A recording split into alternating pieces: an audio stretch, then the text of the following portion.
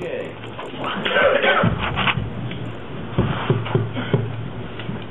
Are there any amendments to the agenda? All right. If not, I'd open the floor, privilege of the floor, and anything that's on the agenda. Okay. Without that, then I'll start with reports. Bill? A very brief report. I verified today that one car that we had in process was definitely ordered, is in process. I'm not sure when delivery will be, but probably within the next couple of weeks. But everything is done in process. We did have an incident, but it really didn't involve much. But there was a helicopter that landed, had mechanical problems, and I guess it landed on Debbie Core's field. But no one was injured. There were no injuries. It was a mechanical failure, and it became a big hullabaloo. And I guess he repaired it, and it's gone now. But that was the big excitement. But I'm pleased to say that it's relatively quiet, and that's a good thing for us. So that's about it. All right. Thank you. Ken? Yeah, I guess I'm like Phil. We have a short board and short agenda here. Nothing new and exciting with the water and sewer, but we've read in the paper that the water and sewer issue is being started arbitration there with the village of Goshen. So that was all on that one. But just for the record, I'd like to report the passing of Deacon Louis Baega here in St. John's. Very, very popular man. He's one of those people that everyone loved. So not only did he serve the spiritual needs of the people from St. John's and the religious community, but all their personal needs of the Hispanic community here in Goshen. He spoke Spanish and he was very active in the community, as was represented by probably a couple of hundred people that showed up at his funeral the other day. So another citizen of Goshen has passed away, and I think the village and town of Goshen will miss. He was a fine man. Thank you, Ken. I only have one item, and that is we did start the arbitration on Tuesday, and the lead-off witness for the town, and I'm grateful for the opportunity to have said what I said and have our case be heard. Okay, under old business. The first one is a discuss request by the Goshen Humane Society for land to build an addition to their facility. And since Neil is here, Neil's been the one. I asked Neil if he would, in fact, interact with Mr. Bosley regarding this request, with the potential issue being noise and noise control of the dogs. And so we've got a note here from Neil, but if you could kind of just, Neil, take one of these to explain to the board.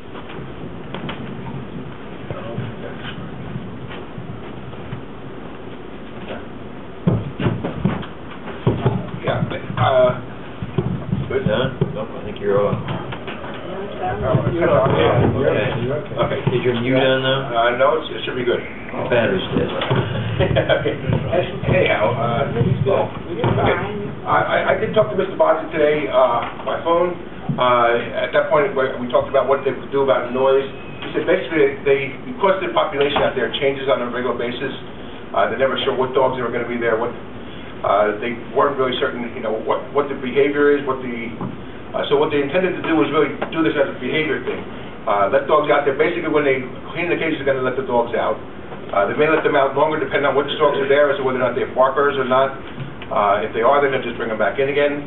But basically, the hope was that they'd be out in the outside run while somebody's there at the facility.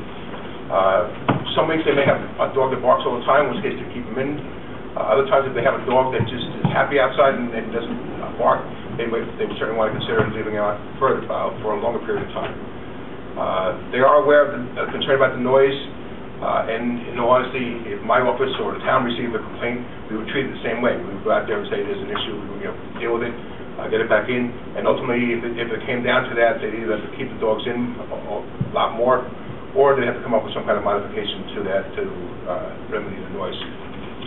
Okay. Are there any questions for Neil before we... If I read it right, it conforms to all our side audio, side. Yeah, as far as the side, as far as the side yards and all that, it meets all our criteria. The location of this would be fine if it was on any other property also, as far as the setbacks and everything else. Any other questions?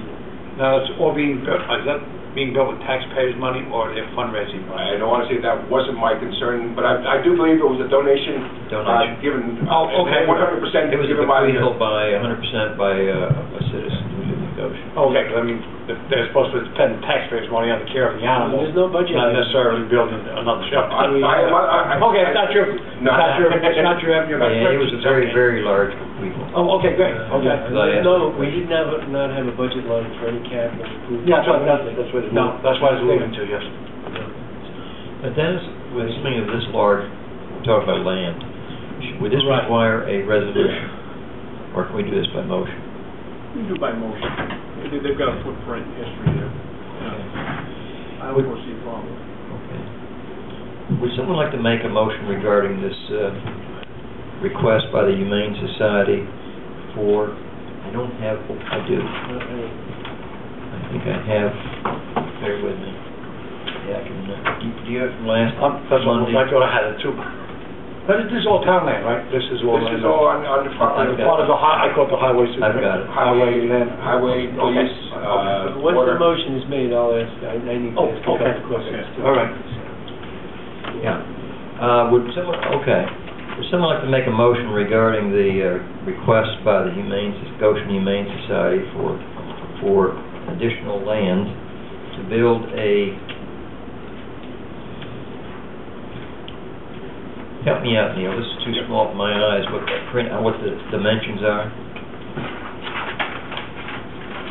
You want to get a formal resolution on that? Yeah, I think we need a formal resolution. Well, if we're going to get a formal resolution, then we can do it on next. We can do that. You're actually going to transfer title to the land? Well, that's what those are the questions I want to ask. Is it leased? Is it controlled by the town?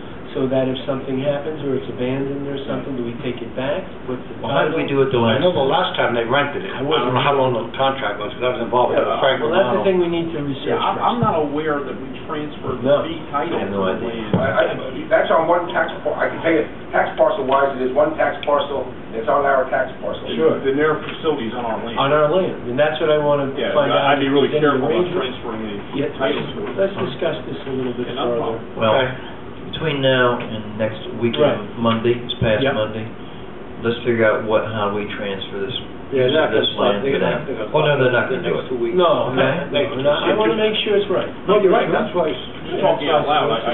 They have their facility out there now. Right. It's basically a dog kennel area. Right. This is for dog kennels.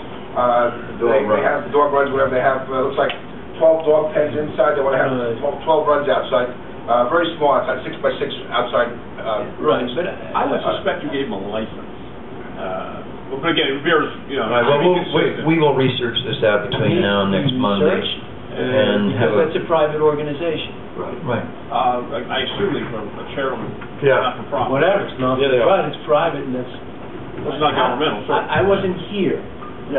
When the property they were allowed to build on the property, so I don't know if we have a lease, if we have...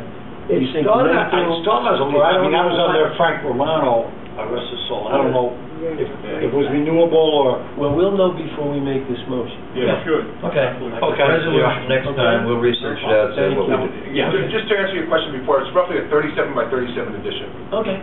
Whatever, it's the perfect opportunity to find out what the whole thing... Yeah, when you say next time, you mean your April 11 meeting? Yeah, how the whole thing is... That's good. Thank you very much. Is documented. Yeah, in fact, in fairness, I thought that their attorney was going to be here tonight. You know? I had a brief conversation with him, and maybe there was, miscommunication. I thought he was going to be here to, again, pursue the application. Yeah. Certainly, taking until April 11 is not going to affect it. No. Okay, very good. Okay, the next one is, Dennis, are we ready to approve this interstate waste transfer system? No. Okay. I would recommend that be placed in the executive session for discussion purposes. Okay. Well, with that, then, would someone like to make a motion, we authorize the supervisor to pay manual accounts payable runs 2-9 and 3-10-11, reporting to $30,772.01, and manual accounts payable runs as of 3/15/2011 amounting to $2,580,507.02, and also accounts payable check run of 3/24/2011 amounting to $209,834.43. So moved. Is there a second? Second. Now, the $2.5 million one is because we paid, when we redo one of these bonds, we pay it off and then redo it. So that's what that is. All in favor say aye. Aye. Motion carries. We're now open for privilege of the floor and anything that anybody would like to talk about. Yes. Just a point of clarity, I watched the last town council meeting thanks to Joel's video, and it's actually... There may not be much of a difference, but I noticed there are differences between these credit unions. It's the Hudson Valley Federal Credit Union. You mentioned you had contacted Heritage Federal Credit Union. All federal credit unions work under the same charters. They're not FDIC insured, nor can they take municipal funds of any sort, taxpayer funds. So the one federal credit union I went to, well, thank you for looking into that. I did. Sorry that it was a wild goose chase for you. No, it was very important. And I will tell you this, I helped that bank out a lot because there is a municipality that they opened some bank accounts, and I never even left, and she picked up the phone. They were doing business. So just to keep everybody else from getting into any trouble. There was a large municipality that had funds in there, they were taxpayer funds. Their legal counsel said, absolutely not. They can't do it. And I didn't think they could. But, nevertheless, you have to investigate these things.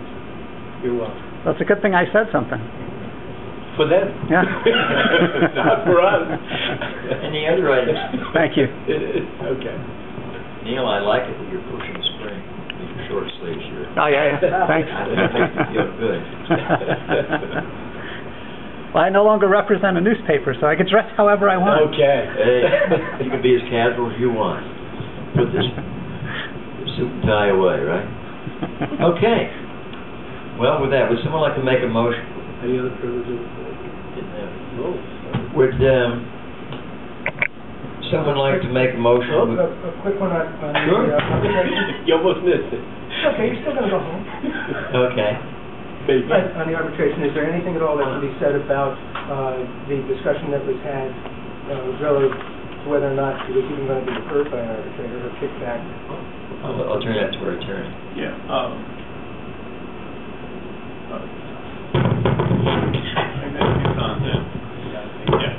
The village is in connection with that question, the issue of separation of powers and whether that prohibits the arbitration from going forward, that particular doctrine.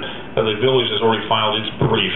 Our response is due next Thursday, March 31st, and thereafter the village is going to have another 5 days to reply to it. In the meantime, they have supplemented their original brief for the further filing, and depending upon what that decision is, that may or may not end the issue, but it remains to be seen. And I would imagine we'll have a decision by the arbitrator on that issue, I would guess, the first week or certainly prior to April 15. Dennis, isn't that part of the whole arbitration? Would he give you separate decisions on, or is that because that was like a addendum to the original? It's what they call a jurisdictional issue, and or procedural, if you want to think of it that way. So it's more or less a structure decision within the arbitration, which he has to make to determine how and when or should it go forward. So he'll make it separate from the actual arbitration. Okay. Because they brought this action, new action, separately. Yeah. It wasn't part of the original arbitration going on for the last 2 years. We knew nothing about them asking about or talking Correct. about that. And just to clarify, the rationale was they took the position that they were... When do you want? Yeah. That was. Where... Oh, yes. They took, I give up. Here we go. They took the position that they were, quote-unquote, unaware or uninformed with regards to the defense and or issues the town was going to raise. And as such, they had no opportunity to raise this particular doctrine issue within the past 2 years. And the question came up, it's a legal procedure as to whether or not, by not bringing it up sooner, they had actually waived the privilege of bringing it up. So that's another issue within an issue which the arbitrator is going to discern. Yeah, I mean, they should have said that 2 years ago. It's analogous you know to... what? We charged you because of separation of powers, and we can do that. They tried to explain it away by the fact they didn't know what we were going to do.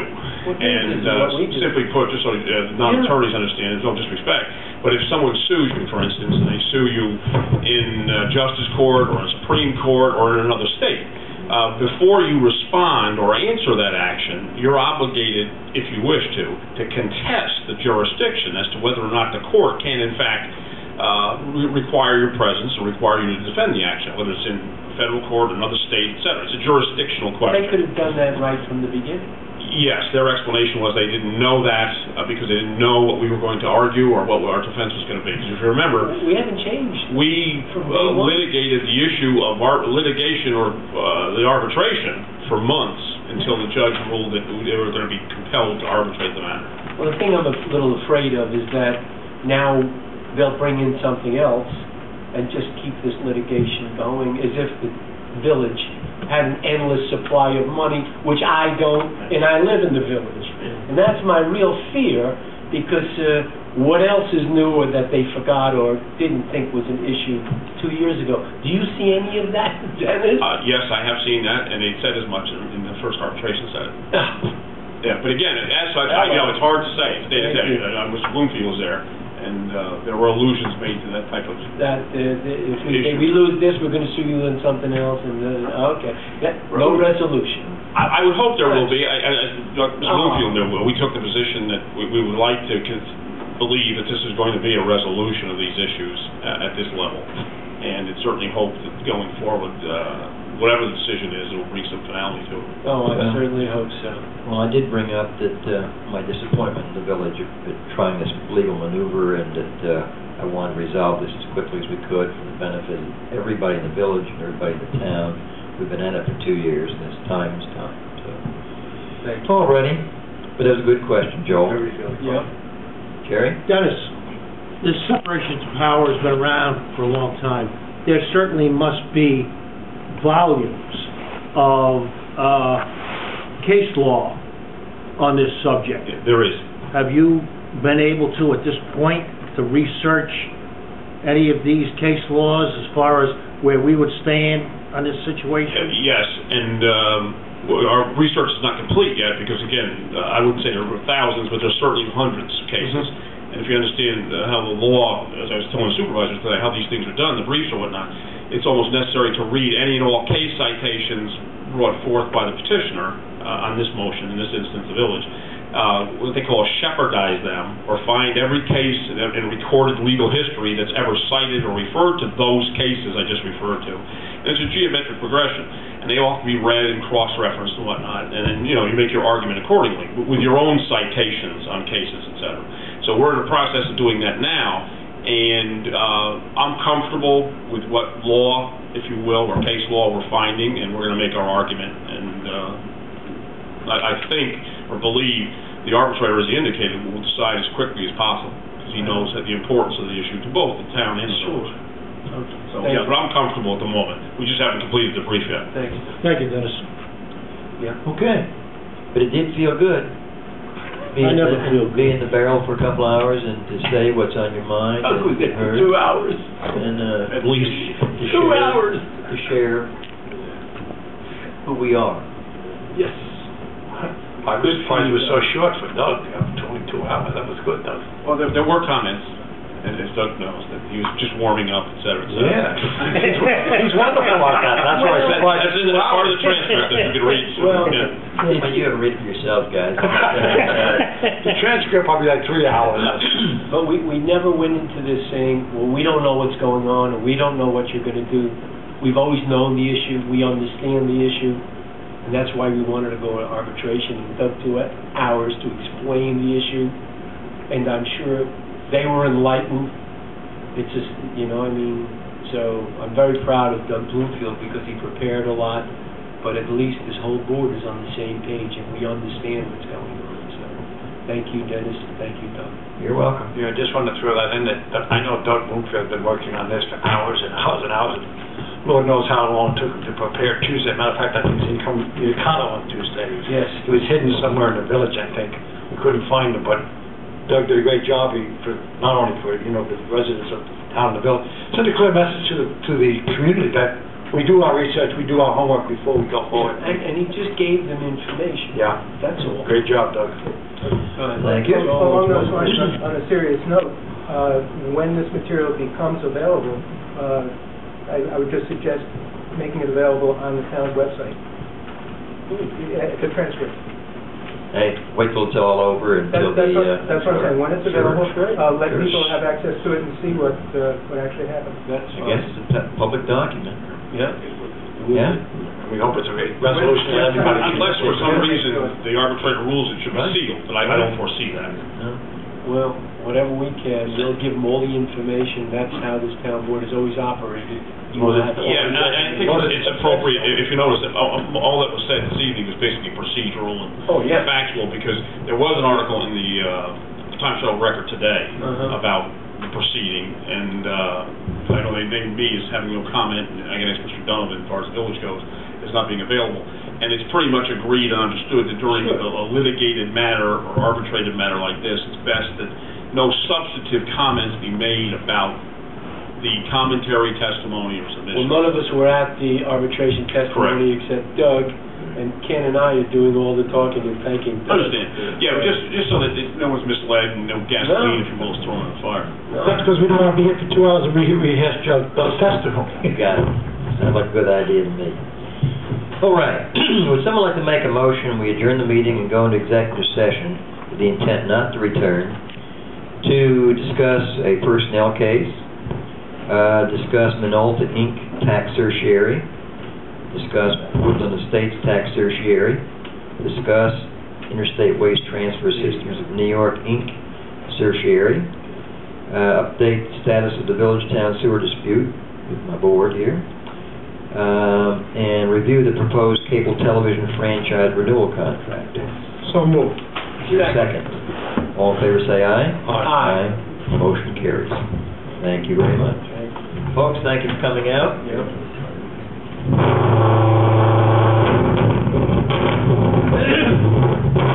It's not me. Yeah, it's like